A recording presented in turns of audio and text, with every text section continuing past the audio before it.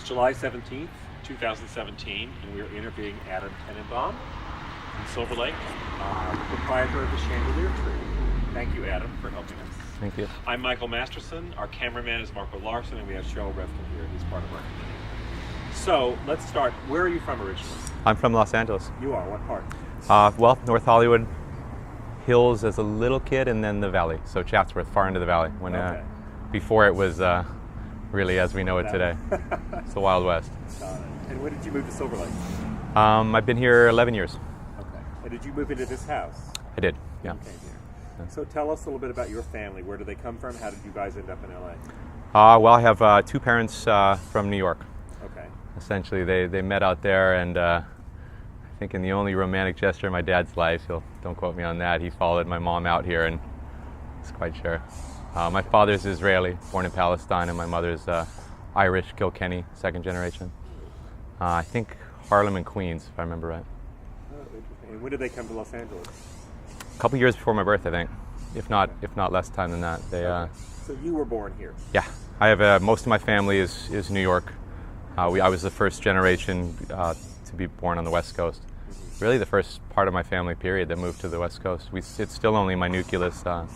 Brother, sister, mom, dad. Everyone else is still in the East. So how did you end up in Silver Lake? How did you find the house? How did you end up here? Well, I curated a gallery downtown for many years. When prices seemed to get ridiculous there, I just kind of made a choice that I wanted to go back to a creative neighborhood that had family and children. You know, if everything cost the same, I didn't really want to live isolated like this downtown warehouse life, which I did for years. I figured I'd bring it back to somewhere that had a little more kids and family and outgoingness to it, culture to it. Right. Silver Lake was the easy choice.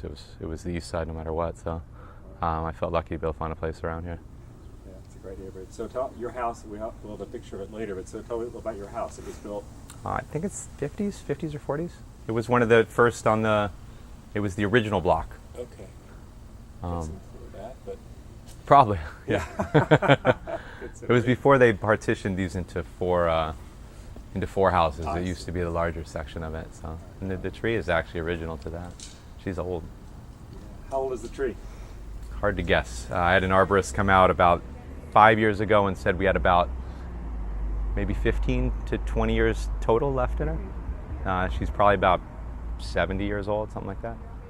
But I never really got anything but an estimate. Right. So you moved here 11 years ago. Yep. There were no chandeliers in the tree. There were none. And tell us how that happened, how that started up. Well, I do a lot of things for a living. I'm an artist, and I cross a lot of genres. And construction is something I've learned from my father and was always been part of the art world.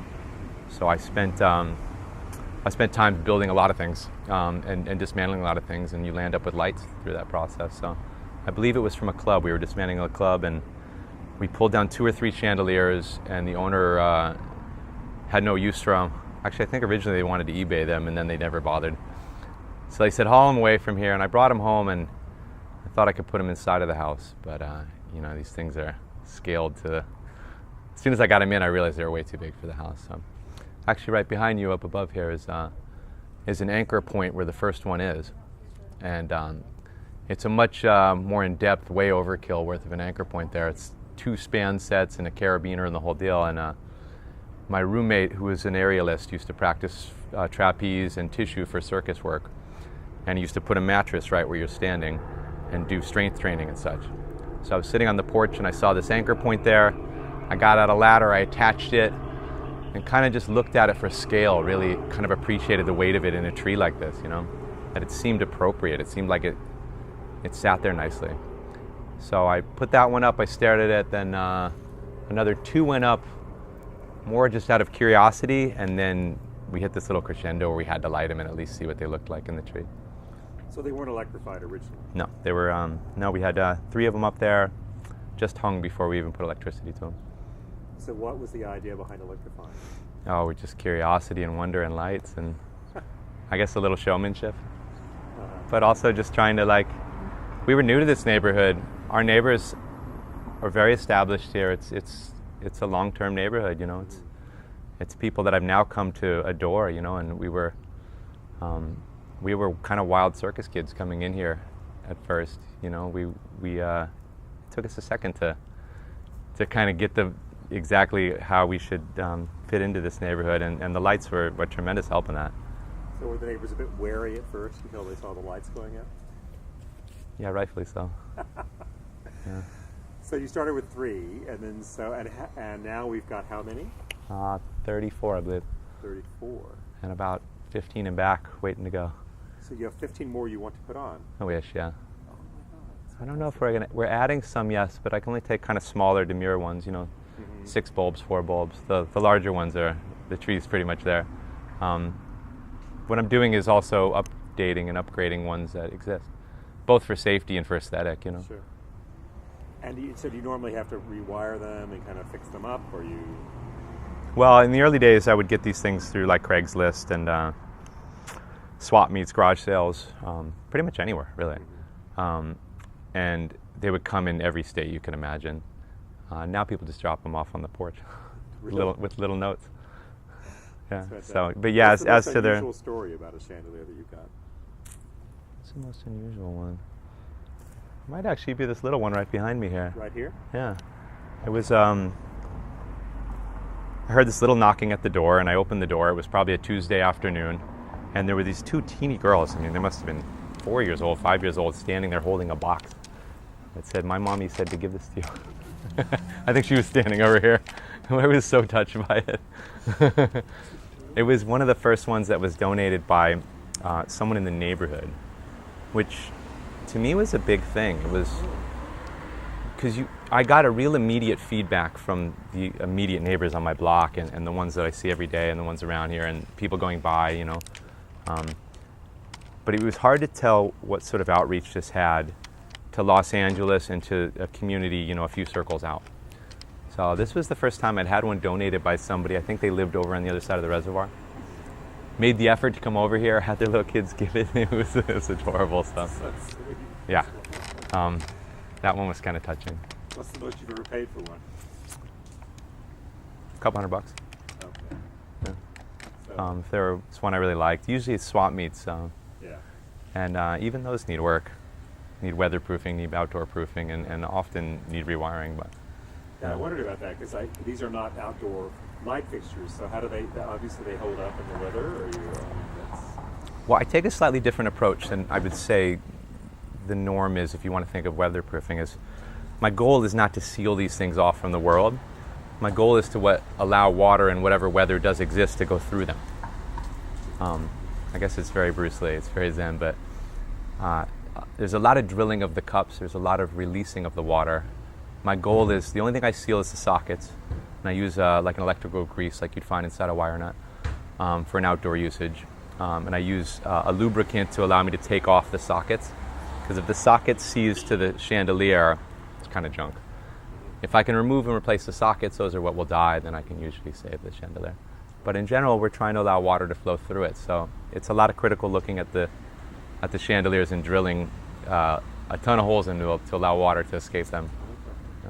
Yeah, and what about changing the light bulbs? Does your acrobat friend go up and do it? I used to.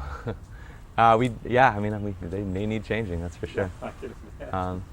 I kind of, as a rule of thumb, I put the ones that are more rock stars up higher. I test them first and kind of know the build quality of them and live with them for a minute. So if their sockets are cheap or they're prone to fail, they either don't go up or they stay lower. The ones that are really high up are battle tested, and even those will lose bulbs. But like this big one, the first one, that thing hasn't lost a bulb in 4 years. God only knows how. And some of them lose it more often, but the ones that are over the street, more so, get hit every once in a while. But yeah, it's a challenge to get to some of them. Yeah, I mean, Brian Topolsky is the name of the gentleman who I built this with originally. Just because he's a fantastic climber, you know, he really. So he'd get harnessed up, and we'd dream up a place that I couldn't reach, and he could get there. So. That's incredible. And I know that you we'll look at it in a second. I know you accept contributions to keep the lights on, literally, and it costs a fair amount of money every month to run these, clearly.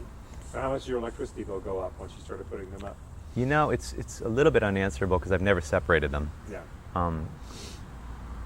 We started this let me phrase that. When we got to this house, we started this within about 6 months. So we were still acclimating to what the prices for utilities were in Silver Lake while this was occurring and growing. It's definitely a solid chunk of it, but it's hard to tell. I mean, double, triple, I don't really know what our original utility bill would be without it. It's a lot more at 34 chandeliers than it was at a few.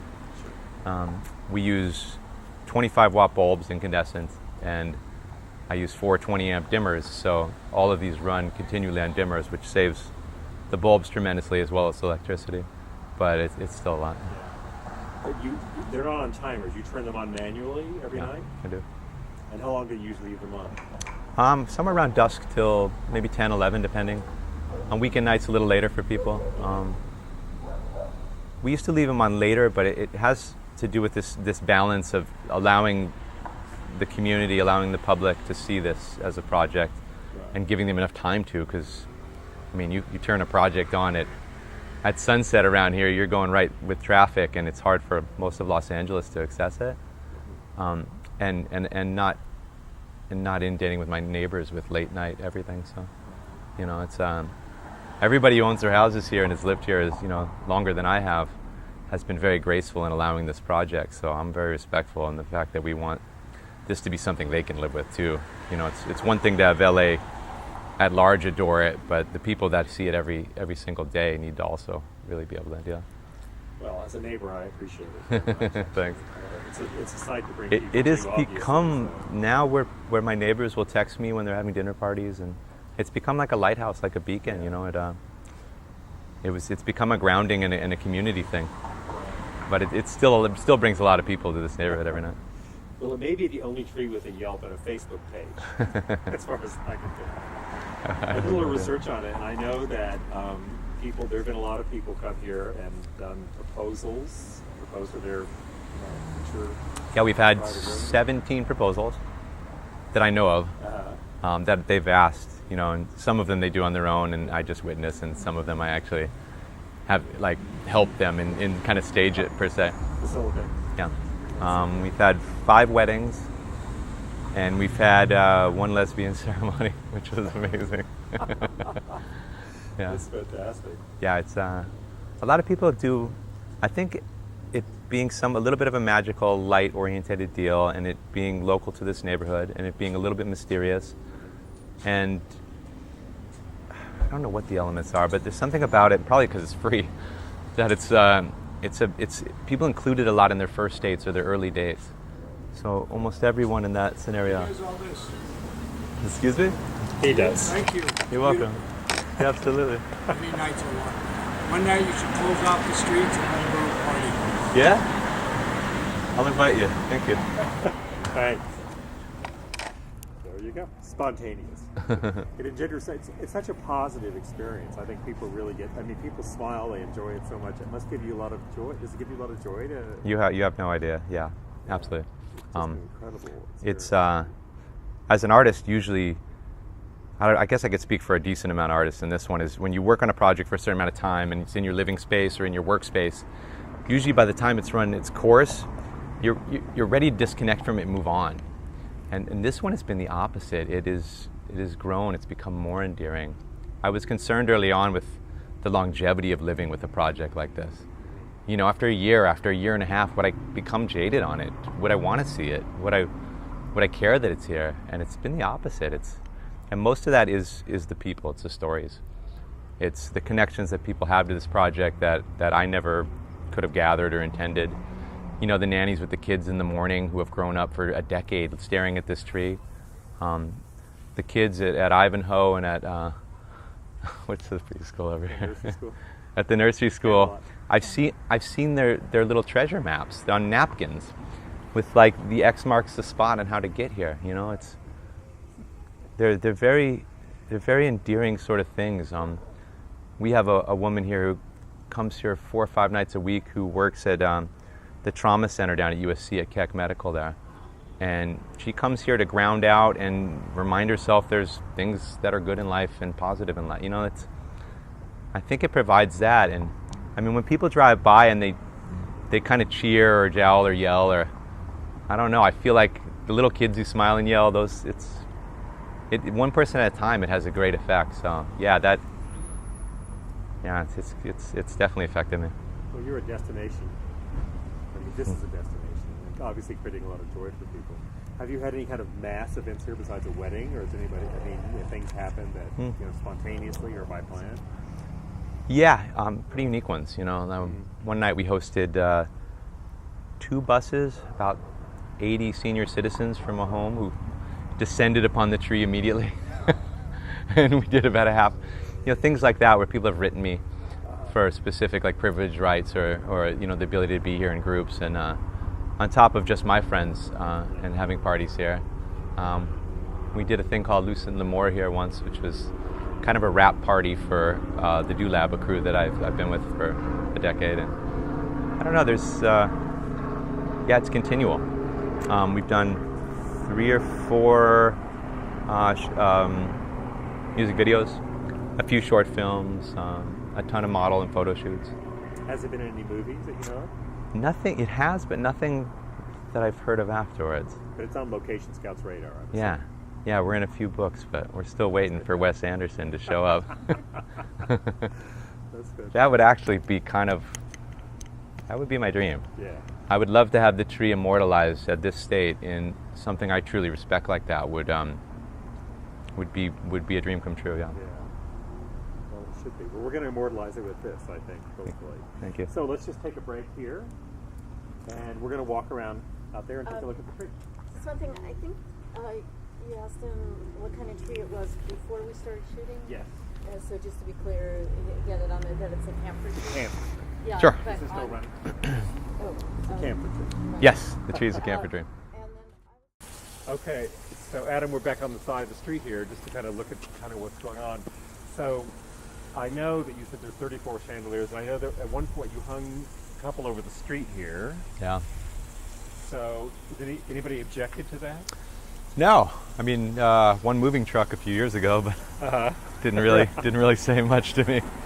Yeah, no, I checked the legal limit for the minimum height that you can put such a thing over the street, and it was the first time we had put something that was really public that was off our property, so we were a little bit trepidatious about the reaction, and it was so positive. It was amazingly positive. So it really, like I've said it many times before, but it was kind of the catalyst that gave us the freedom to feel like this was something we could boldly do, that the neighbors were fully on our side.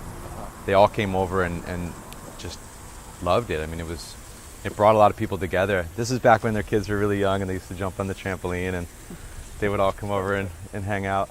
But Very, very. it was nothing but a positive. Well, I know that you installed a parking meter a few years back to help defray the cost. So tell us a little about the parking meter and what's that about.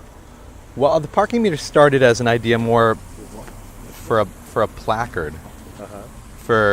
I feel like any public exhibition art project, any public art should have something that has signage on it, so people, they know it's for them to look at. They know it's intended for an audience.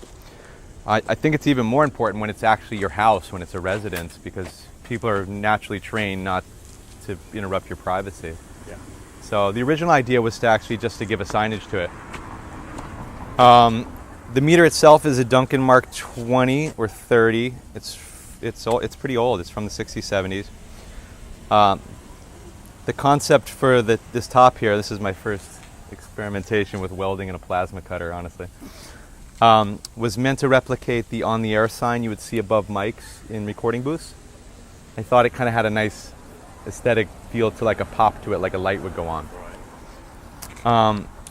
The paint job is Paul Chatham, who's like a folk artist. I don't know if you'd like the title, but he's a fantastic painter. Was a good friend of mine. Is a good friend of mine. And the mosaic was my first attempt at a mosaic. Myself and my friend Heather Morales It was a concept, and we wanted to see if we could do it. The fact that it could make some money for the project was sort of a side thought early on, and became more important as we put 34 chandeliers in the tree. But early on, it was more about giving the public something to stare at, so they knew that this was acceptable to look at, even though it was a resin. Right. I probably like the meter as much as I like the tree. Absolutely. It's been such a labor of love. If something ever happened to the meter, which a few times it's been vandalized. I know it was vandalized. I saw it one time broken open, and somebody tried to break it in. Yeah, they broke into it like just pried into it. They got nothing other than the guts of it, but it was a pretty good disruption for a little while. Yeah. And a reminder that public art is still public and people are people. Yeah. You know, I mean, I came from downtown galleries, so this is nothing new. It's only in a neighborhood like this with residents that are conscientious and look after each other that something like this can flourish. I mean, in 10 years plus, I've never had a chandelier stolen or tampered with. I've never had anybody climb the tree in any sense maliciously, other than kids that are just curious. And I've never really had any sort of vandalism. I mean, nobody's graffitis a tree. The ground gets graffitied with things like "Love Your Neighbor" and chalk drawings and stuff that's really positive.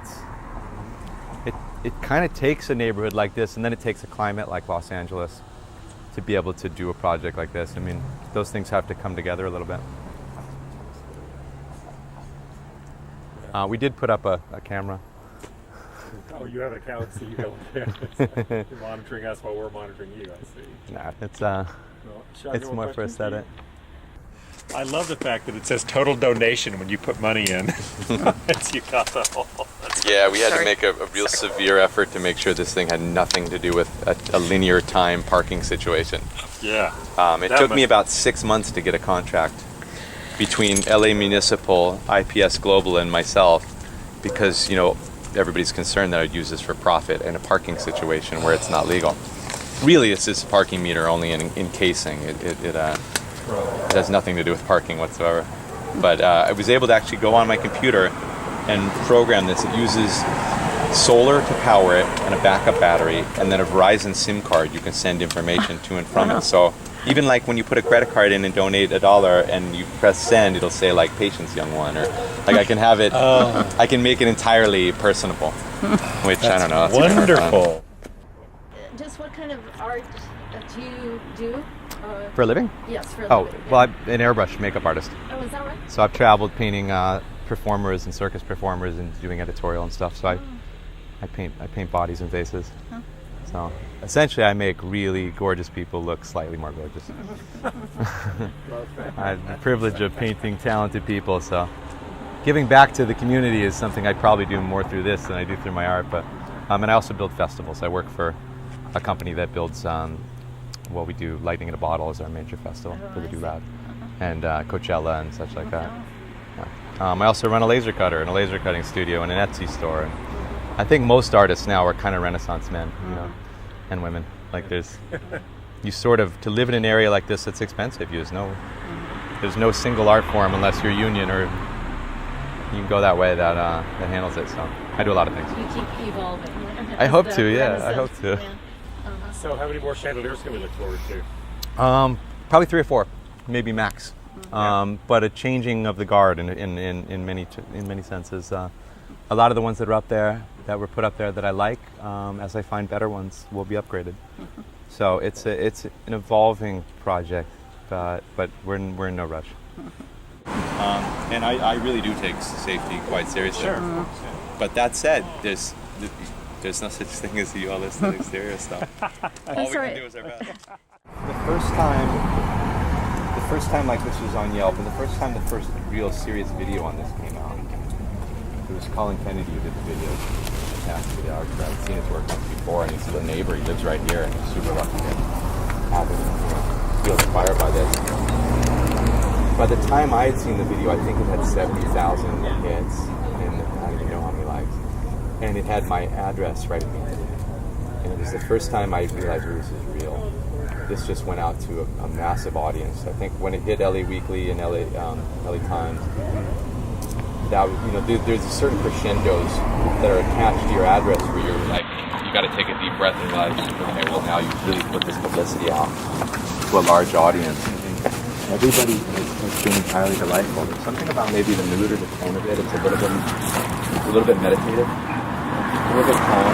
People like it. We were concerned whether people would come here and just party their asses off and run around like crazy, and they don't. They usually come here and they hug somebody and they stare and they take a moment out of their day. Propose to someone. Or propose to someone. But we didn't quite know what that would be. That was just a total wild card. It was a total guess as to how people would respond to this. Yeah. But it's been overwhelmingly. I mean, I'd say the worst thing I have to do is clean up trash. You know, just to take care of neighbors, right? And even that's not that much. No, I can't imagine. Oh, yeah, no. Did you add ladders, oh my God. add the workshop to the house? Well, originally the garage was partially enclosed like this. We've had a pool table out here. We've had chairs out here. We've had a lot of different separate lives to it. But when the tree came about, it became pretty imperative I needed a space to work on these things. So, I mean, I'm a tinkerer anyway. Yeah. And no problems with safety. Yeah, I mean, you leave these out and in a... Well, I guess it can be enclosed, right? You have a door that comes down. I'm not worried about safety with chandeliers. Nobody, nobody's going to take it. If they wanted to, they could just ask me and I give them to them. So. Yeah, sure. It's all right. it's not something I'm tremendously worried about. I've given many away over the years. We had a couple. Oh, really? I had a couple in their 90s take an Uber from Bakersfield to come here. An Uber from Bakersfield? What does that cost? $300? Yeah, at least. Right? One way. In the afternoon, I was out here working on a chandelier when they showed up, and they got out of this Uber, and the lady said, "Is this the Chandelier Tree house?" And I said, "Yes." "Hi, how are you?" And she said, it's my, I forget what she said, her 50th anniversary or something. And wedding anniversary. Yeah. And she had wanted to see this. She had seen it in a newspaper. And so for their anniversary, they came out here in the afternoon. The husband couldn't have cared less. But this was her dream to see this. So as a celebration. They had a little picnic in the front. In the afternoon, the tree wasn't even on. I turned it on for him just for the hell of it. Yeah. And when she left, I gave her a little baby chandelier that I had because she said she had a tree. Perfect gift. I don't even know if she was capable of hanging it, but she lit up. It really was meaningful. Yeah, she couldn't have liked it more, so I don't know. It's fun to be able to help. All right, great. They're all like a work in progress. Like something like this I would love to put up, but there's no room anymore. Oh. There's just no space. Even on the little tree? Yeah. I mean, there's only so populated I want them. I still want the tree to breathe and be healthy. And I don't know, there's only so gaudy I can get, but and a lot of it's about wattage right now. It's about getting effect with as little bulb as we can, you know, because we're about right there. I mean, it's 420 amp circuit. But, I mean, I got more over here. These ones will go up. I don't know when, but I like this one for the tree. This one's very, very old and may actually go up because I adore it, but really got to be cleaned up. Well, this one will probably go only over our property or somewhere. It's more about safety and exposed wires. I want to make sure that it's solid. What do you mean? Because it's so old? Yeah, I mean, because look at this thing. All of these wires are run within a trough, and they're all braided. Oh. So it's quite a different animal. You know, this is how they used to build chandeliers. What year? Like early 1900s, or? Yeah. I mean, this is as old as they get for chandeliers. And how did you find this one? This just dropped off on the porch. Oh, it was? Yeah. From a neighbor. So I've been looking for ways to kind of restore it to...